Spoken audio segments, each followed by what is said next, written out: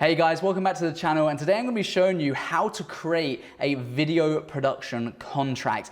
And contracts are really important to make sure that both parties know exactly what they're doing. You can have talent release contracts, NDAs, which I'll go into a little bit more depth about as well as just your general business terms and condition type contracts along with your retainers and things like that. So don't let this overwhelm you. I'm going to explain it in loads and loads of details. So make sure you stay until the end to get the full advantage of this video. If you're a freelancer from any other industry, this will still work for you too. I have a video production company myself, as well as 2 other businesses. So I know a thing or two when it comes to writing contracts.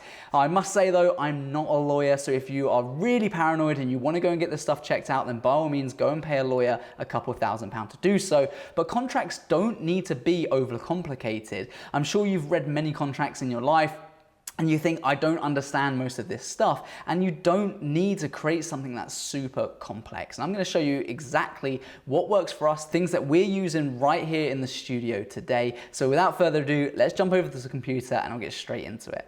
Okay, so effectively a contract is really just saying what you promise to do and then in return what you're going to receive. And that's the best way of looking at it. And when you break it down into that very simple structure, very kind of childlike, what are you promising to do? And then what are they promising to do in return? And that's all it is. It's just to document exactly what's happening. So that's why I say don't let this stuff overwhelm you. It doesn't need to be. And the first type of contract that we're just going to have a quick look at is something that we would use for a business-to-business transaction. So we might be doing some film work for a client, or we might sign them up onto some kind of content plan or something like that. But I'm just going to outline exactly what that looks like. Now, you could obviously put your logo at the top or something like that, you know, make it look really fancy and what have you. We don't really need to do that right now, but we'll put that in here. So you have the logo, make it look all professional. Right underneath it as well, what kind of contract it is. So this might be a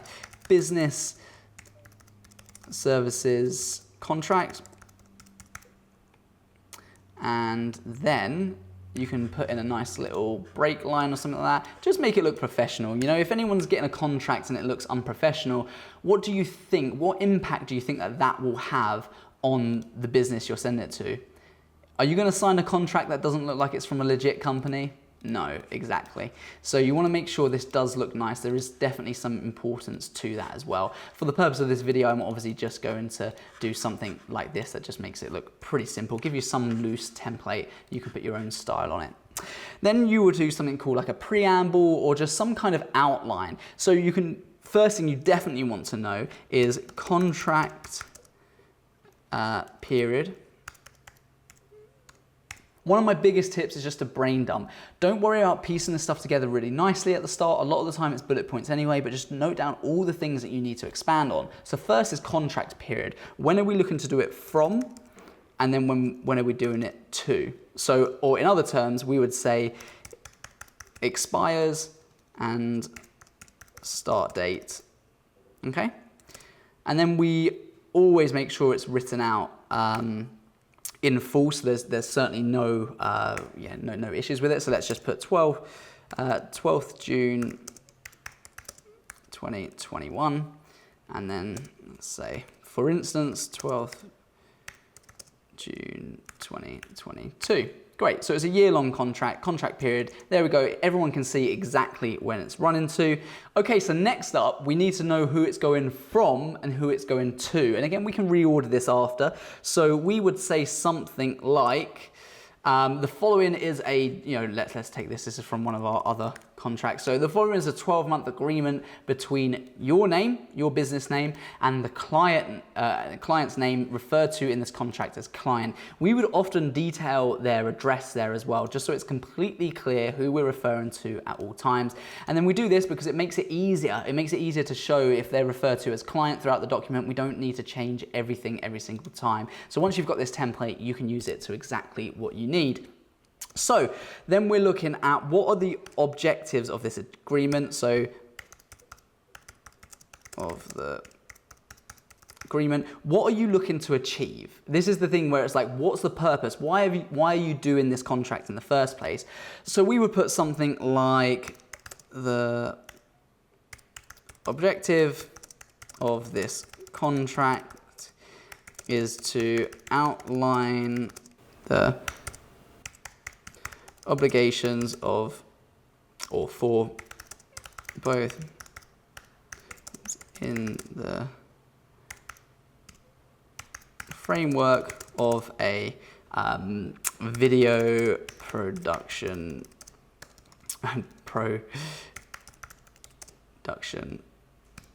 something like that, whereby the client agrees to pay, your name, X amount per month in return for, or if this is a monthly thing, or X amount in return for the video production services outlined below. Okay? And then you would just do a little table or something like this. Keep this super simple. So just a very little table. Services offered as part of this contract. Then you would say, for instance, 1 day, 8 hours filming. 1 day, let's say, 8 hours editing. Total is X amount. Okay, so again, it doesn't need to be overcomplicated. It can be just very, very simple tasks. Then the next step is really up to you. It depends how detailed you want to go into this. Now, we've outlined the objectives of the agreement, but they aren't necessarily the terms. So we would do another thing below that says terms of the agreement, because almost that is just like a conclusion that comes first. It's just a summary to say, look, this is what we're looking to achieve, but this is the actual how we will hold you accountable. This is how things are responsible. So terms of the agreement, and then we would do this into bullet points. So for instance, that hasn't done a very good job of doing that. Let's go into here. Great stuff. So terms of the agreement. So client agrees to what? And then, you agree to what? Again, just outlining these things. You can put limitations, or we could put limitations. So anything that's not included, anything that you assume, or any assumptions, you should definitely list those out here, because it might not be clear and you might end up with problems down the line. So any limitations? How about bookings? Any booking fee up front, any deposits, things like that. How about amendments? How much are you charging for any amendments? Or are you giving them all amendments for free? Or are you giving them 2 sets of amendments? And what are 2 sets of amendments? Are they one detailed email? How does that look? So make sure you just go into a little bit of detail about these are the expectations. This is it in black and white. So you've got amendments. How about music? Who's providing the music? Are you doing that? Is that agreed for in the sum? It's worth listing. Also, talent is another thing to think of. Are you hiring the actors? Are they hiring the actors? Are any actors needed whatsoever? How about travel? Are you willing to give them all travel for free? If you're contracting them for a whole year, it might sound like a lot, so you might want to charge a certain mileage. So make sure you include travel there. Then you can get into a few different bits and pieces. And for this, I recommend looking at a few different examples online, taking into account different structures and templates that you can find online due to things like really important subjects, which are GDPR, about how you store data. Also about if there's any problems, if someone breaks the contract, what happens then in that point? And again, you don't necessarily need all of these things. Sometimes just having a baseline can give you enough to go from, and it's just so you've got some kind of agreement there in place. Or you can go the full way, and that's when you can start to do things like, well, if one of you goes into liquidation, what happens at that point? Or if one of you is not happy with the services, what happens in that process? And you can detail all of these things.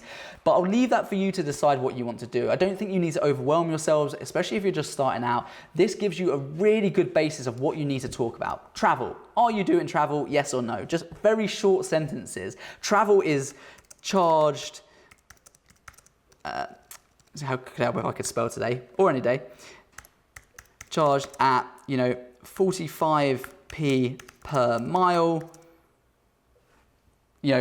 from, location, something like that. It can be very, very simple stuff. There's definitely not that much to it. Now, the final points that I've thought of are equipment, turnaround time,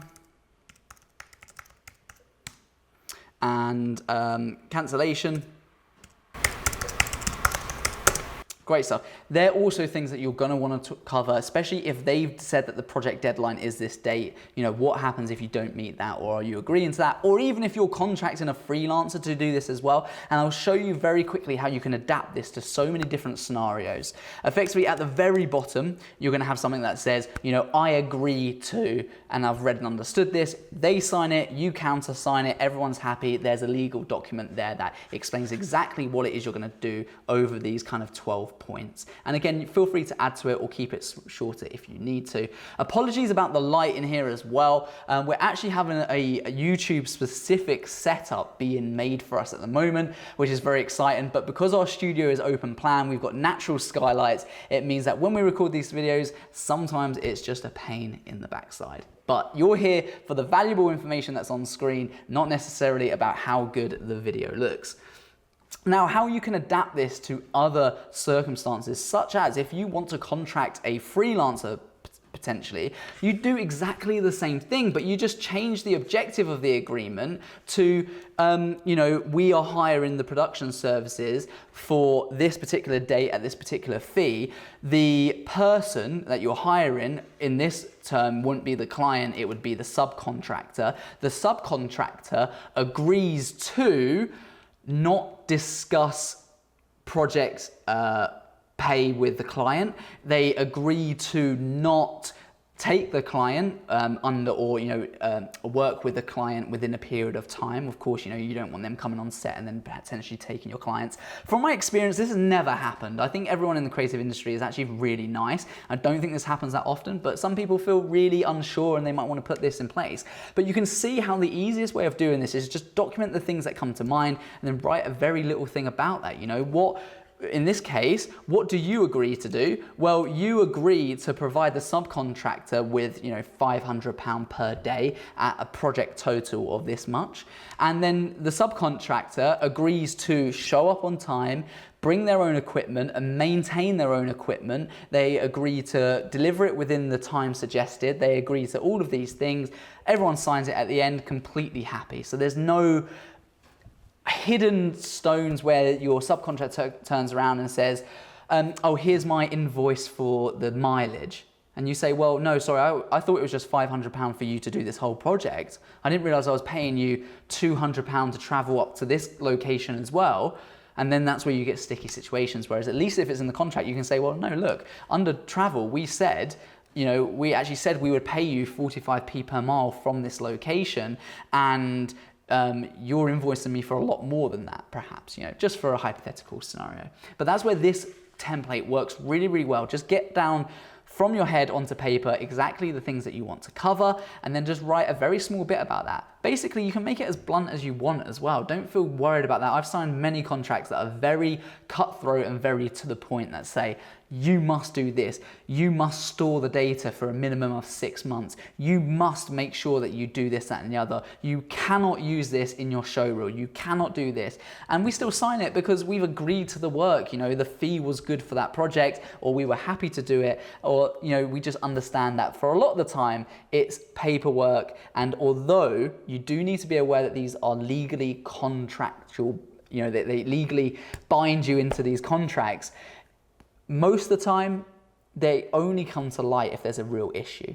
And that's certainly been my experience, is if you have a good relationship with the client and with the people, generally speaking, most of this stuff is fine. And this works exactly the same way with talent release forms and NDAs, non-disclosure agreements as well. And what an NDA is it basically says that I'm signing this piece of paper to promise you that I will not give this information to anyone else. We do these with some people on the Perspective Academy because we're giving them some knowledge that they actually, won't be able to find elsewhere, and could be very lucrative if it got into the wrong hands. So we only work with those people on that basis. We get them to sign these forms to say that they will not let our top secret stuff out to the wider public, and if they do, they are liable to be sued because it would be damaging to our brand, and it could cost us money. So we do things like that, such as NDAs, non-disclosure agreements, and this same format applies. What am I agreeing to do and what are they agreeing to do? And it's very simple. You can structure it in a similar way and keep it short to the point. Just outline those things are the most important. The same with talent release. We want to use your image for this, that, and the other. Anything outside of that we can't do. Are you happy with that? Yes or no? Sign the contract. Great. This is how much you're getting paid. This is what we've agreed to, etc., etc. So they don't need to be complicated. Lay them out, make them look professional, and you'll definitely have much more success with getting people to sign contracts within your businesses too.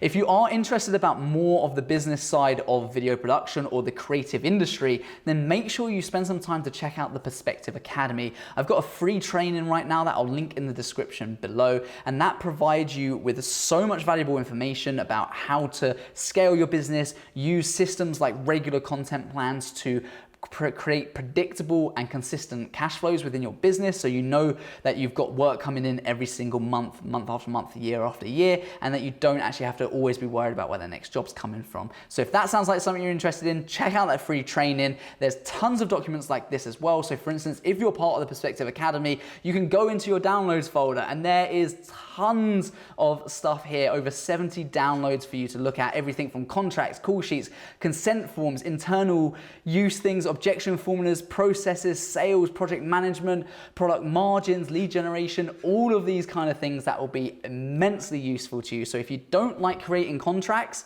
consider the Perspective Academy because you get all of that stuff included. I hope you've enjoyed this video. If you have, subscribe, help us to grow the channel. And until next time, peace.